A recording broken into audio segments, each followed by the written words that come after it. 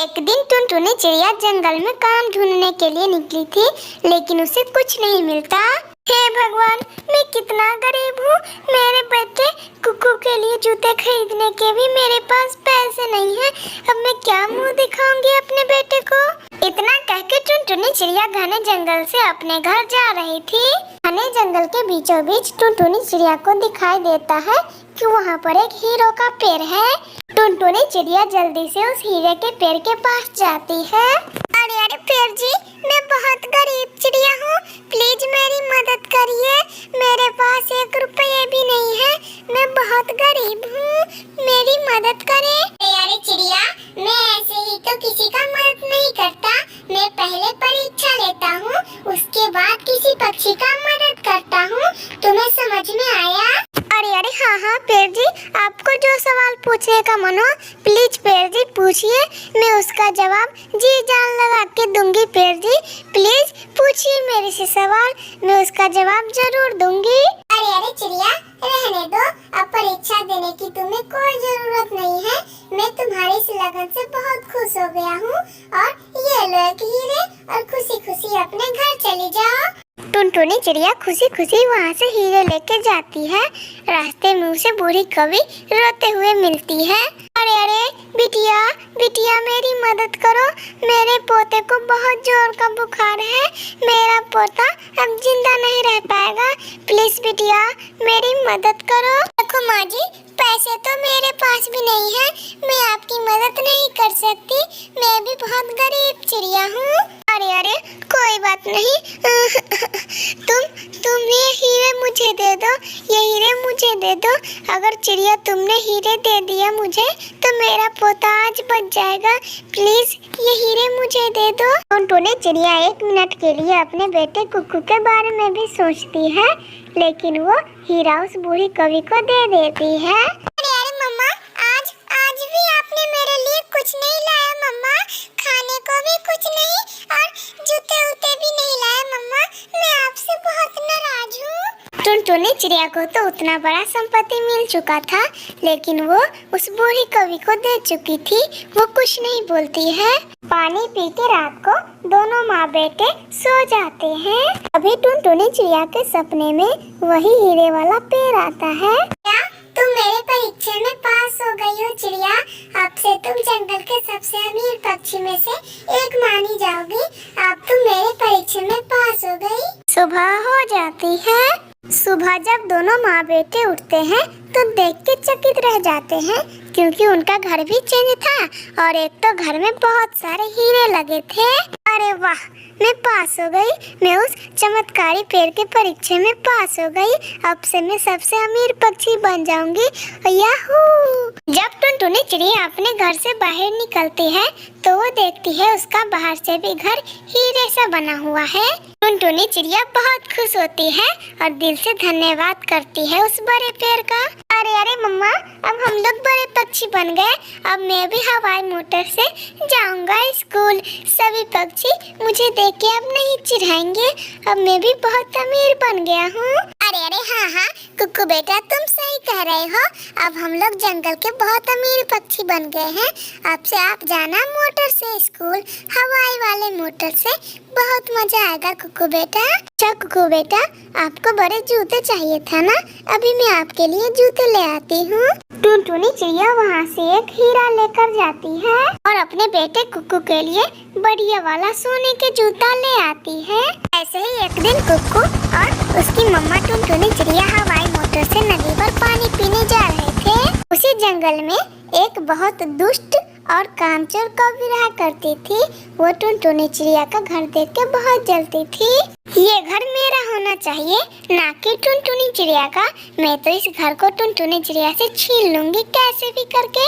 इतना कह के गोरी कौवी उस घर में कैसे भी करके घुस जाती है और अपने आप में बहुत खुश होती है। तभी तेज रोशनी चमकती है और उसी रोशनी में गोरी कौवी की आंख चली जाती है। गोरी कौवी कैसे भी करके उस हीरे वाले घर से बाहर निकल जाती है। जब टुनटुनी चिड़िया और उसका बेटा कुकू अपने हवाई मोटर से अपने घर आते हैं तो गोरी कौवी को देख के बहुत गुस्सा होते हैं। अरे अरे गोरी, तुम यहाँ पे क्या कर रही हो? जरा मुझे भी बताओ, तुम यहाँ पे क्या करने आई थी गोरी? चले जाओ यहाँ से। टुनटुनी प्लीज मुझे माफ कर दो, मैं तुम्हारे घर में गई थी चोरी करने के लिए लेकिन उस घर में तेज रोशनी चमकी, उसी रोशनी में मेरी आँख चली गई। प्लीज अपने घर से बोलो कि मेरी आँख वापस कर देने के लिए अरे अरे गोरी, तुम्हारे साथ तो ठीक हुआ है। चोरी का सजा पक्षियों को ऐसा ही मिलना चाहिए। जादुई घर इस कवि का आँख ठीक कर दो। और हाँ गोरी, याद रहे दोबारा से इस घर की ओर देखना भी नहीं। तभी वहाँ पर तेज रोशनी चमकती है और गोरी कवि की आँख वापस आ जाती है। गोरी कवि को जैसे ही उसकी आंखें वापस मिलती है, वो वहाँ से तेजी से चली जाती है और दोबारा उस हीरे के घर की ओर देखती भी नहीं है। उसके बाद से टुनटुनी चिड़िया और उसका बेटा गुप्पू जंगल में अपने हवाई मोटर से बहुत मजे से घूमते थे।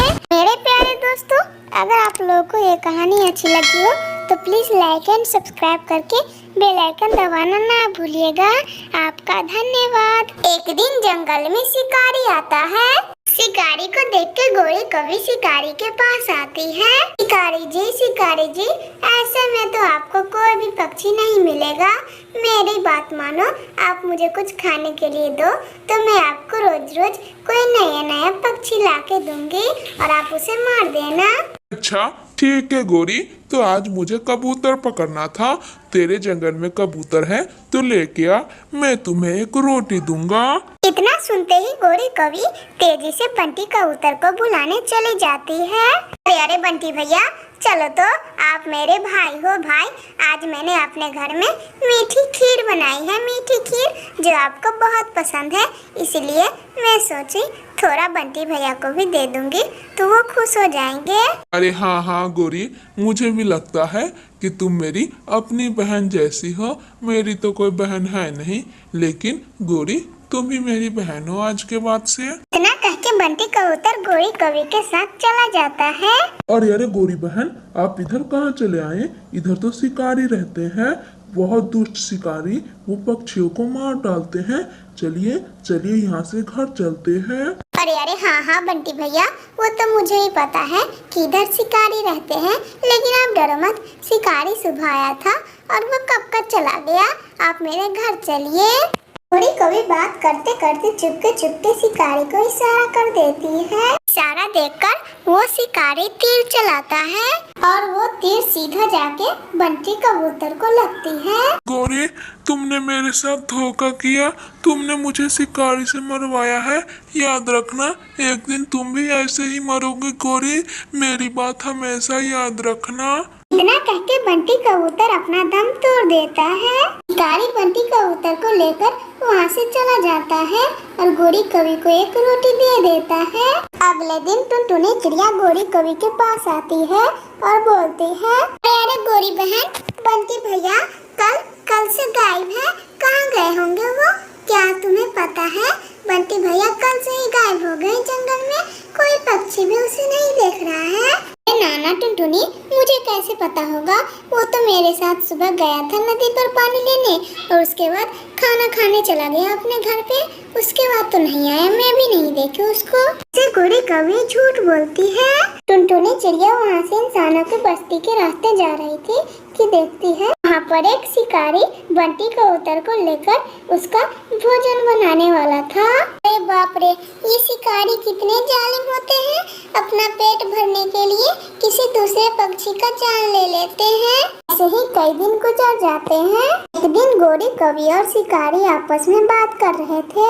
अरे कवि, क्या है ना, आज मुझे कोई चिड़िया का मांस खाने का मन कर रहा है। अगर तुम्हारे जंगल में कोई चिड़िया हो तो बताओ मुझे। इतना सुनकर तो गोरी कवि तेजी से टुनटुनी चिड़िया के पास चली जाती है। अरे टुनटुनी बहन, चलो ना मेरे साथ नदी पे पानी पीने, मुझे नदी पे अकेले जाने से बहुत डर लगता है। प्लीज टुनटुनी बहन, तुम मेरे साथ चलो। अच्छा ठीक है बाबा, जाऊंगी जाऊंगी। वैसे तो मुझे भी डर लगता है और मुझे भी प्यास लगी है, तो मैं भी जाती हूँ। चलो गौरी, अब देर मत करो, यहाँ पे बैठे मत रहो। अब चलो जल्दी जाते हैं और पानी पीकर आते हैं। गौरी कभी टुनटुनी चिड़िया को भी लेकर शिकारी वाले जगह पे चली जाती है। गौरी, ये क्या बात हुई? तुमने बोला था पानी पीने जाना है, फिर यहाँ पे क्यों चली आई? पानी का नदी तो उस साइड है, फिर तुम इस साइड क्या करने चली आई? अरे अरे टुनटुनी, तुम क्या जानो, उस साइड तो बस पानी मिलता है, लेकिन इस साइड मुझे एक छोटे से काम के लिए रोटी मिलता है, जो तुमने कभी देखी भी नहीं होगी। गौरी कवि इतना कहते कहते इशारा कर देती है। शिकारी गौरी कवि का इशारा समझ जाता है और वो फिर से तीर चलाता है। टुनटुनी चिड़िया शिकारी के तीर को तेजी से आते हुए देख लेती है और वो वहाँ से तेजी से भाग जाती है। टुनटुनी चिड़िया के सामने बैठी थी गौरी कवि, वो तीर जाके सीधा गौरी कवि को लगती है। गौरी कवि को जैसे ही तीर लगता है तो उसे बंटी कबूतर की बात याद आ जाती है और वो बहुत रोती है, चिल्लाती है। अरे ये पागल कवि बीच में आ गई, उस चिड़िया को नहीं लगा और इसको तीर लग गई। ये तो मेरे कोई काम की नहीं है, चलो इसको जाने देता हूँ, कल पकड़ूंगा पक्षी। मैं जाता हूँ घर पे। कह के दूसरी तरफ शिकारी देखता भी नहीं है और गौरी कवि को उसी हालत में छोड़ के वहाँ से चला जाता है। मेरे प्यारे दोस्तों, अगर आप लोगों को ये कहानी अच्छी लगी हो तो प्लीज लाइक एंड सब्सक्राइब करके बेल आइकन दबाना ना भूलिएगा। आपका धन्यवाद।